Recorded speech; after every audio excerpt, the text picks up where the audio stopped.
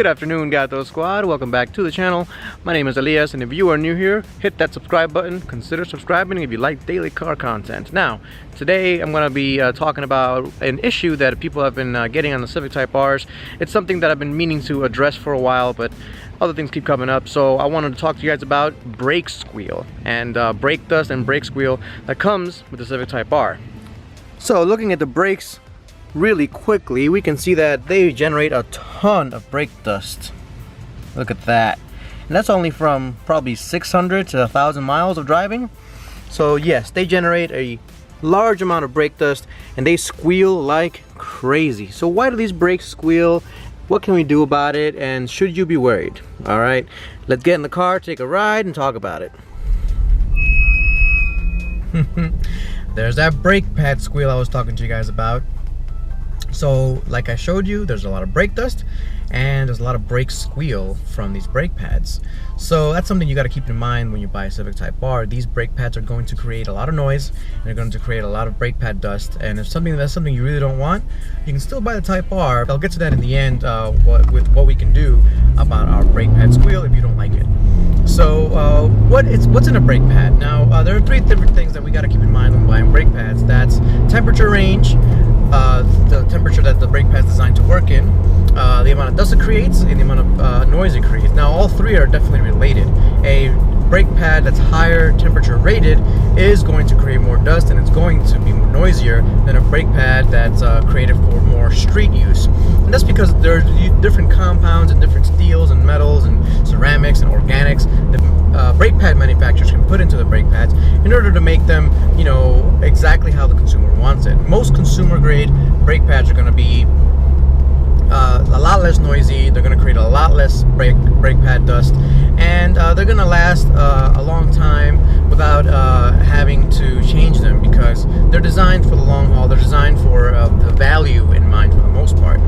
Performance brake pads are a little bit different. They're going to be worn down a little bit faster, but they're going to be a lot more noisier, a lot more. They're going to create a lot more brake dust, and it might annoy some owners because they may not be used to this kind of performance from a car. Let's take, for example, the F1 cars and their brake pads. Now, of course, we're not going to put F1 style brake pads in a regular street car because, first of all, the temperature ranges designed to work in are very, very high temperatures.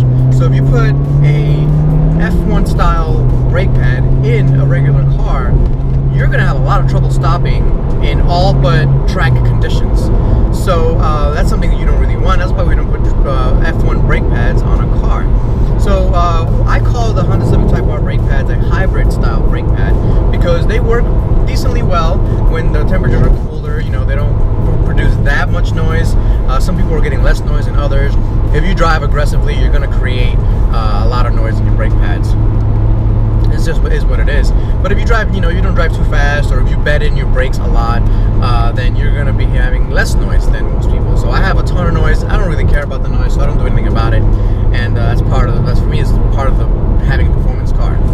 So what to do if you have a lot of brake squeal on your Civic Type R or any other car, and you want to kind of make it quieter but still don't want to lose that performance? Well, you know, you got to really keep in mind, you got to think about what exactly you're going to do with the car.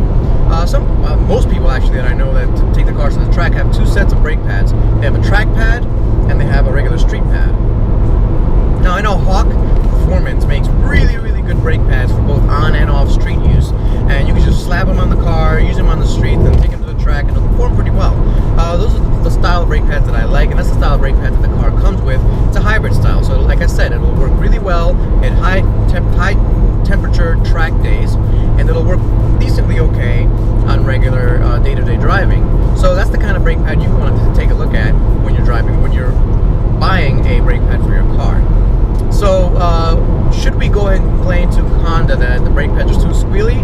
Absolutely not, because we are lucky enough that, first of all, they brought the Type R to the US. Second of all, they produced such a good car that they provided it with really, really good brakes that are going to squeal and give us brake dust and things like that. But it's not something that we should complain to Honda, because if we do, they may not ever again bring the Type R to the US, or if they do, they'll give it worse brakes than it deserves.